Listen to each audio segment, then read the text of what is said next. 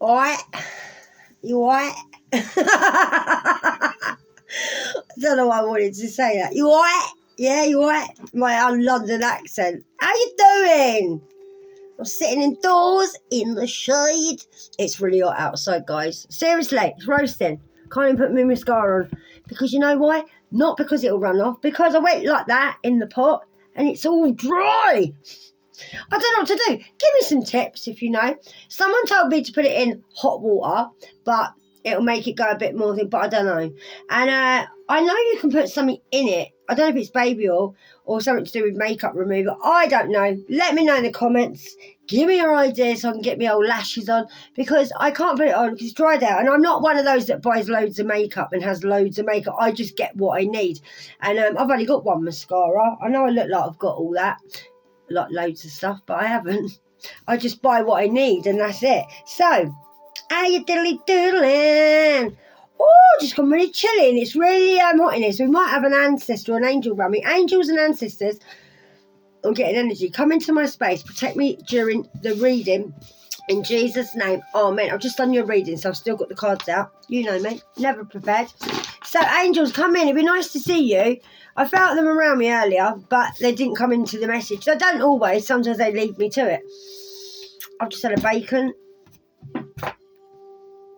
and tomato and lettuce and mayonnaise wrap, and I know I shouldn't eat it because I'm getting really porky. I am. Look, I'm getting a right stomach on me, seriously, but I'm putting on weight. I feel happy, but last night I had a bit of a cry because I felt fat. Oh, look at me, little fat. I do have my moments, babe, don't worry. So yeah, if I'm not moaning about something, my eyebrows on my teeth, I'm moaning about my weight. It's just me. Listen, I criticise myself because I'm on here and it's very hard not to when you're on video. And I know everyone gives me lovely comments, but I do analyse myself a lot. And I know I shouldn't. I am more confident than I used to be, but I'm not confident to sit in a bikini or anything like that. Oh, jeez, no way. I'm 52 this year. My son told me I was 53 this year, or I was already 53. We were standing outside the restaurant yesterday trying to work out when I was born. He's like, Mum, you had me when you was 19. I was like, no, I didn't. I had you when I was 18. No, you was 19. But I'm a Virgo and he's a Leo. So I was 18 when I had him, and I had him in August. But then my birthday was 4 weeks later, in September. So we were trying to work it out, and then he was like, oh yeah, so you had 2 kids at 18. He was like, but then I must have been like 4 weeks old when you turned 19. I went, yeah, so I had you when I was nearly 19, but I did have you when I was 18. And we was like, oh, we're trying to work it out, like 3 blondes just sitting there. And he was like, Mum, you're 53. I was like, no, I'm not. Don't you dare put years on my age. And then one of my grandchildren told me I was old. Thanks for that. Thanks. I said, yeah, but Nanny looks young. She was like... And then I got in my son's car and I went, do you like my hair? Didn't say yeah. He went, well, when are you going to grow it? Like, well, I don't understand why you've still got it short. I was like, because I like my hair short. He's like, I don't get why you've got your hair short. He's like, I don't like it short. So I don't know if he liked it pink or not. One time we went out to a meal at a restaurant. He asked me if I'd wear a wig. Seriously. But on the up note, my grandchildren, I picked them up from school. It was so nice. And normally they go, Nanny, because I don't see them all the time. And yeah, I'm thinking about when I went there yesterday. And I went into the class. My son took me into the class to see my youngest granddaughter, Faz.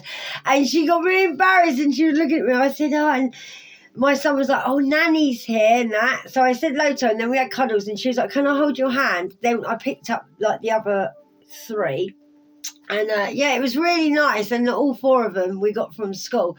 Went straight back to my son's. Everyone got dressed really quick, and then we went straight out. Then the grandkids had rows about who's sitting next to Nanny, because my son's got a big Japanese like van, and with all the seats in it. And then all the kids were stressing out because they all wanted to sit next to me. And then I sat in the middle with my 2 little ones. And then my other granddaughter was crying nearly the whole way there. Then on the way back, I sat next to her, and then the little one started crying in the front because she weren't sitting with Nanny, but she was only like here, away from me. So, yeah, bless them. Kids are so honest, though. Seriously, they are. I had to show them pictures of my teeth because they kept telling me yesterday how bad my teeth were. But they're only kids. They don't know. And they were like, Nanny, your teeth are really bad. And I was like, they never used to be. So I said, do you want to see a picture of Nanny when she has teeth? And they were like, and they were looking, going, oh, you had long hair. I was like, yeah, I always had long hair. Oh, my angels. Yeah, my little one was going, Nanny, your teeth are really bad. I said, I know they are. One sticking out like that, Nan, she went. I said, listen, one day when I get rich, I'm going to get my teeth done. And, yeah, they only tell the truth what they can see. So I try and palm it off as a little joke with them. One of the little ones, the baby, she threw a bottle at the back like that because she was having a bit of a tantrum because she was hot, and it landed like that. And my son went, are you all right, Mum? I went, yeah. I said to my granddaughter, if that would have landed like that, I could have caught that in my teeth. And they were laughing their head off. I thought, I've got to make a joke of it. So, yeah, but we did have a good time, and we did. But I was showing them pictures in the car of me, and they was quite shocked, like, oh, Nanny, you did have nice teeth. I was like, yeah, I did. So, yeah, if you don't know me, I got poisoned by my ex for years, and it rotted my teeth. I think he was putting acid in my drinks and, like, amphetamines and things like that. So my teeth just rotted away in the end and started falling out, and they've been very painful, very, very painful. I can eat, but not properly. And I have got a plate to wear, but I don't wear it because it hurts to put my plate in. I pulled a tooth out there the other day. But, yeah, they never used to look like this. So, but it's not really, I used to get really paranoid about them. And they do bother me, I'm not going to lie. But it's the eating, my eyes twitching. It's the eating that I find hard. And, I could kill a steak. I'm being serious. But I can't really eat steak anymore. I can if I want to suffer for the night. But, yeah, so that's the only thing is I can't eat what I want. But, yeah, we did have a good time. But I hope you have we got Jay again. We had Jay on the last read as well. Whoa, they're popping. JJ. Oh, we got JJ. Might be called JJ. It's funny, my son's called Jay. JH, J and R. JR, do you remember JR Ewing in Dallas with Sue Ellen? My mum was like Sue Ellen, bloody pisshead. Seriously. Always getting drunk. That's why she didn't shoot my dad. Seriously. She hit him over the head with a frying pan though once. Seriously. My dad, I don't think my dad ever hit my mum. He never hit me. But if he did, she would have deserved it. I'm telling you, my mum used to always bloody hit my dad. And yeah, I remember her once donking my dad round the head with a frying pan. He never hit her, but he pinned her down on the floor like that with her throat and like, oh. And I remember seeing him, but I never once thought he would hit her. Never. Her other husband did, but she used to say, oh, my husband beats you. I'm like, I'm not surprised. I'd beat you up if I was big enough. Seriously, some people deserve a slap, and they do. Oh, some women can be really mouthy, you know, and they antagonise their husbands, or the other way round. I know men that get bullied by their women, and I do. And, yeah, and you think it's nothing to do with being a man or a woman. It's to do with whether you have got it in you to be like that and whether you've got it in you to react. And, yeah, I tell you what, I'm surprised my dad didn't hit my mum, but her other bloke, yeah, she's trying to get us while she played the victim. Oh, and he hits me. I just think, oh, many a time I'd love to hit you, mate. He already done it for us. Seriously. Because some people deserve it. And I think they do because they're so mouthy. Not everybody, but some people, they push, women especially, will push a man because they know, go on, hit me. That's what my mum used to say, go on, hit me. And I'd think, go on, hit her. Seriously, my sister did once. She laid my mum out. My sister was so quiet. We was at the kitchen. No, we weren't at the kitchen table. We was on the table at Christmas. And my mum started getting drunk. And my sister was like, Mum, please don't drink today. And she's like, yeah. She used to start slagging us off when she was drinking. My sister got up off the table and went and smacked her clean in the mouth. Seriously, it knocked her out. I was like, my sister's so quiet. We carried on eating our dinner and just left her there on the floor. I was really proud of my sister that day, I tell you, because I was the one that was normally the mouthpiece. Seriously. But yeah, anyway, probably resonate with you. You might have had a Christmas like that. So my life was hectic, I'm telling you. I got brought up seeing all sorts. My house was like a casino. I'm not joking. My dad used to have card night on Friday and Saturday night. So all the gangsters, because my dad was like a gangster, all the gangsters used to come around. I'm shivering, he's probably around me. And my dad then was quite a hard man. They used to call him the man with no fear. He was only little. He looked like Al Pacino. He used to be like Al Pacino. And but it never hurt us. Never hurt us, ever. And I love my dad. And he was like Al Pacino. Our house on a Friday and Saturday was like all the cards out on the table, playing that, and we used to go upstairs, and me and my sister used to sit on the stairs and watch them all. Sometimes we used to go round the table for my dad and cheat, and he'd tell us to go and look at people's cards, and we'd go back and tell my dad what cards they had. And that's how I learned. I don't know how to play cards, but that's how I learned the cards. Probably might be why I like cards. I like shuffling. And it was brilliant, and it was always like that in our house until my dad lost, and then the whole house would erupt. But yeah, it was good because in the morning my dad used to come in. We was only young, probably about 5 or 6, and he'd come in and he'd cover us in money that he won. We'd wake up like this with my sister, like covered in money. It's probably why I used to love money, covered in money. And then he'd sit there and bring in a Chinese, and we'd sit and eat Chinese in our bed, and we was never ever allowed to eat in our bedrooms. So yeah, and they were good times. But when he lost money, we didn't eat for about 2 weeks. And then me and my sister used to go and nick joints of beef next door. The woman used to put her meat on the windowsill and rest it like you do back in the day, and rest your meat in the window so it goes soft. And then me and my sister used to go up there. She used to give me a bunk up with her hand with my foot, and I used to grab the meat, and we were supposed to take it home for dinner. Me and my sister used to go to the park and eat the lot. Did you get any meat, Carl? I was like, no, all grease around me, Mooey. So yeah, do you know what? This is why I say to you, if you've had a bad life, you have to make the best of it, because there's no other way out of it. Yeah, like I had a life of poverty, I'm not joking, when I was with my dad. He was always in prison. So if I, like, at the time I didn't find it hard, because like we used to go and eat out of people's houses, or just go and smile at the neighbours and get food, or go and eat berries, and like I'd just make sure we get food. I'd nick out the shops if I had to for my sister. And we'd live on sugar sandwiches. Probably didn't help my teeth as I got older. And you just adapt, and it's called being in survival mode. So I think when I got older and I struggled when I had my own kids, I knew how to survive, and I knew how to make light of it. I remember sitting there with my own kids and having an electric fire with the bars on. And I remember I didn't even have a toaster, and we used to sit there with the kids and stab the toast, like the bread, and we used to toast it in front of the fire, even when I had a coal fire. And well, they're the best times I ever had in my life with my kids. Like when the electric went, my friends were like, Carrie, your electric's gone, what are you going to do? I'm like, it's fine, we'll play ghost stories in the dark. So I'd get a torch, and I'd have batteries, and you know why I had batteries. Always have batteries. So I'd get me batteries. Always get me batteries out, not because the kids had toys either. And and we'd have ghost story nights with the like telling stories to my kids, and then we'd get all their duvet and all their sheets, and we'd make camps in the living room, and we'd stay in the living room together, and it gave us an excuse to be together.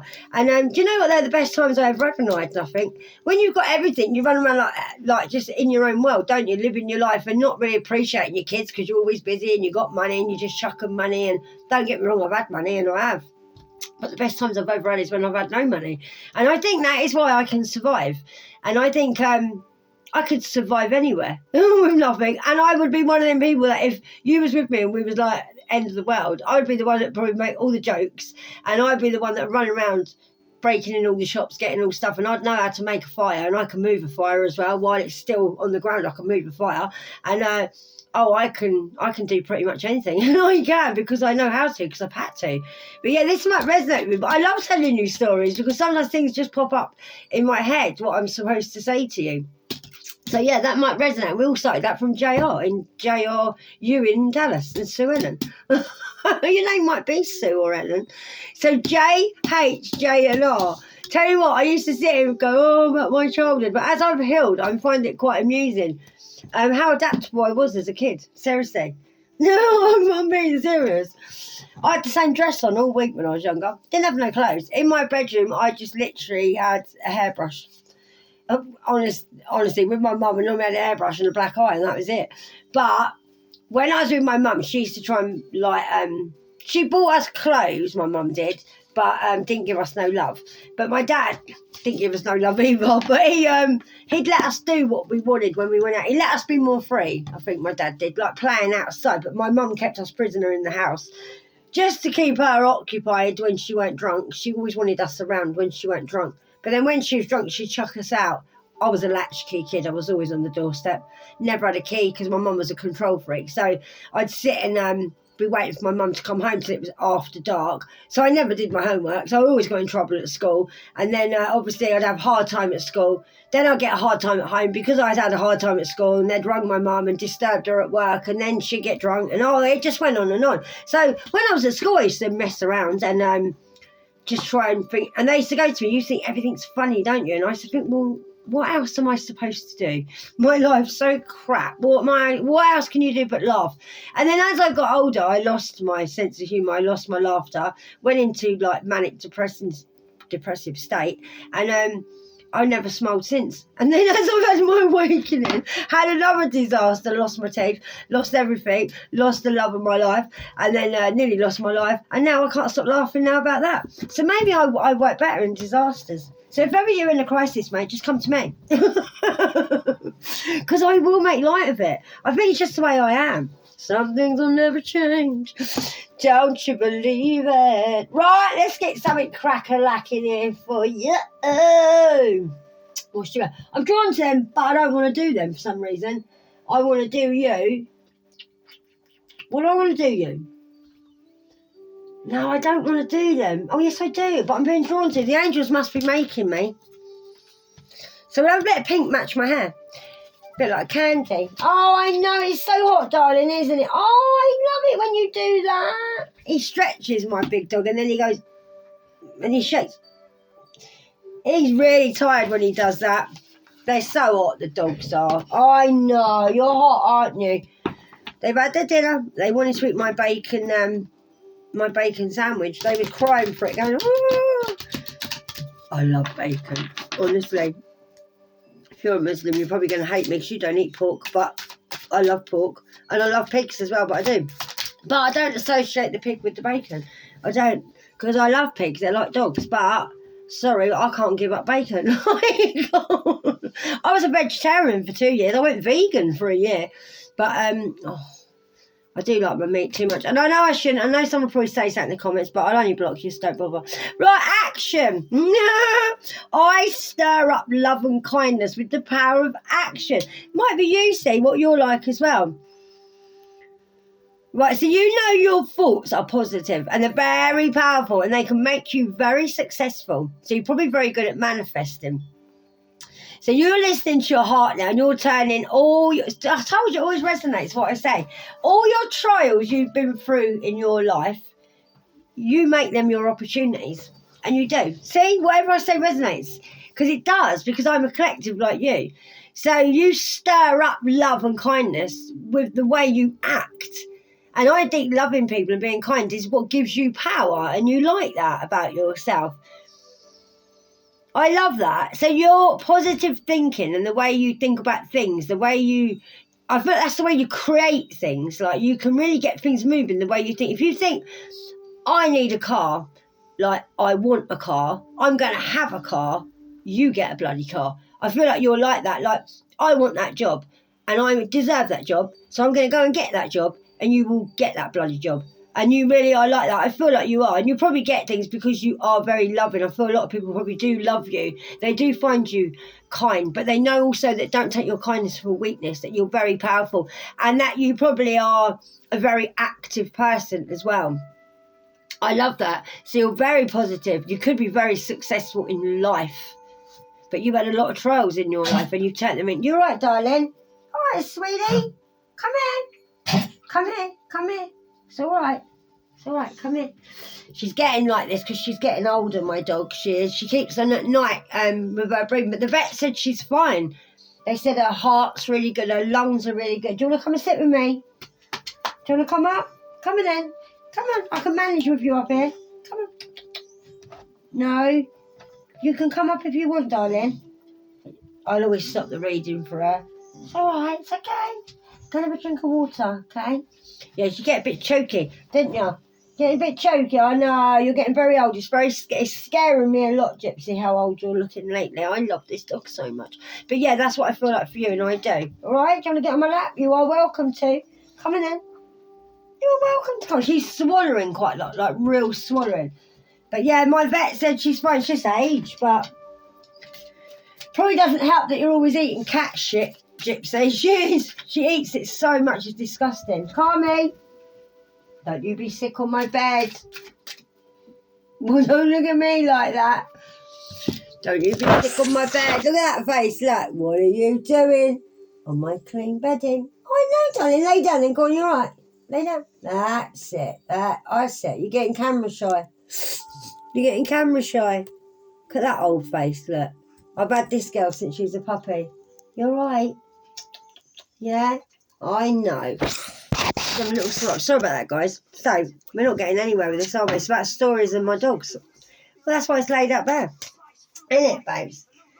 We're part of your family and you're part of mine. Way! Where did that go? We got 2 falling out for you.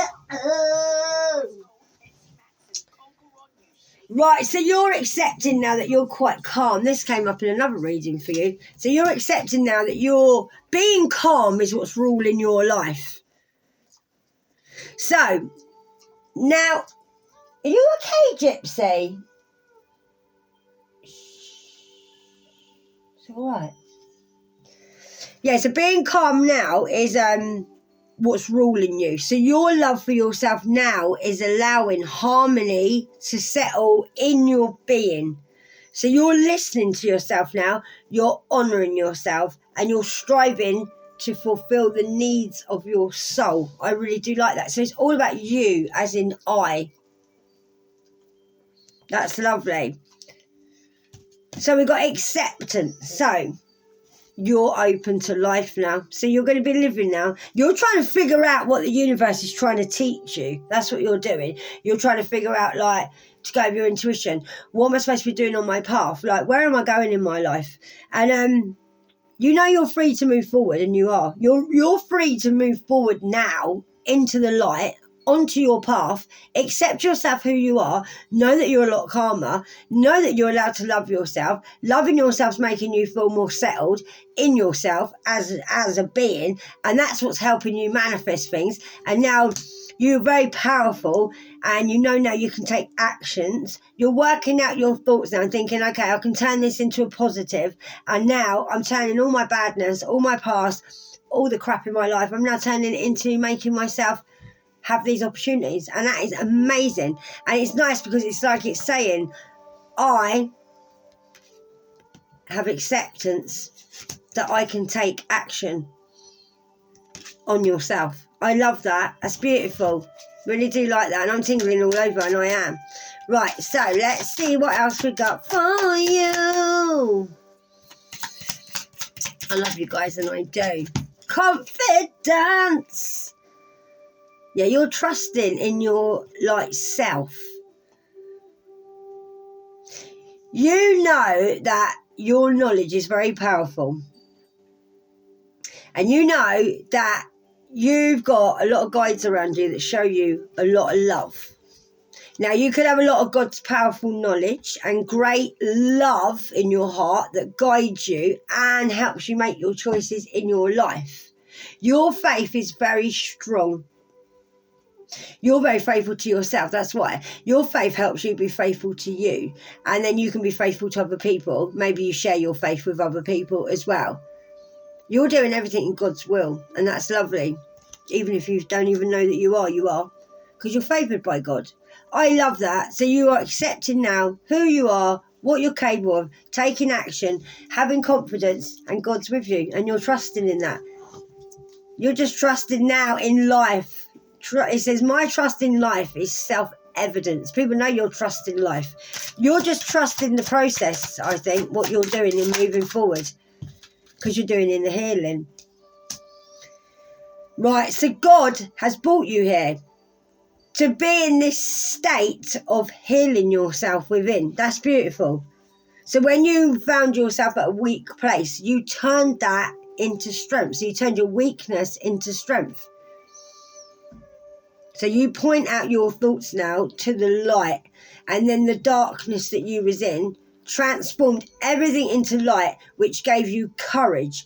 And as a result, you became a stronger person. I love it. So you've done a lot of inner healing. And it's given you a lot of confidence and made you the person you are.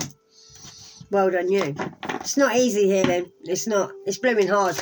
And it's like you don't just heal and that's it. You're going to heal for the rest of your life.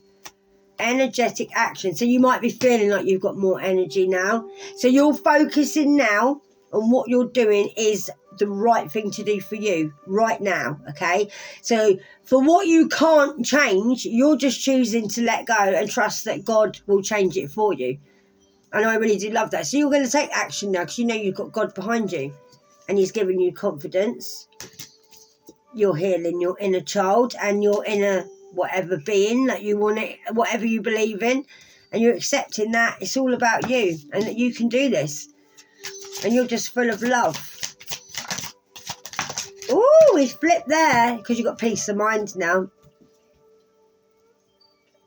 Don't know what these dogs keep licking for. They've got loads of water. So through love, you're releasing. So through love, release an inner activity. So you might have something inside yourself that is activating now that you want to do. But you know that your life now is very peaceful. You have a gentle perspective on life. And you're meeting each step now. They said it there as well. Said it twice with confidence. You're remaining brave in the face of fear because you don't fear anything. Don't listen to the birds. That's outside my window, not on the TV. So you're remaining brave in the face of fear. So through having fear, you've become very brave, and you have. And he says confidence twice here. Look at the birds. Every time I say that to you, the birds go crazy. So look, it says, and meet each step with confidence. Right there. Look, with confidence. And then they get there, you got, look, confidence. So you've got a lot of confidence now, moving forward with confidence. I love that. Right, guys, I'm going to leave it there because my dogs are just acting very peculiar. Come here, Karma. I think they're hot and they don't know what to do with themselves. So I'm going to sort the dogs out, put them in their bedroom, put their wetsuits on, and then I will be back in a little while. Hope you have a lovely day, and I love you, and I do. And namaste, and thanks for coming to my channel. If you like the way I read, like the video. If you haven't subscribed, why not? You don't know what you're bloody missing. And I'll see you soon. Adios, amigos. I love you.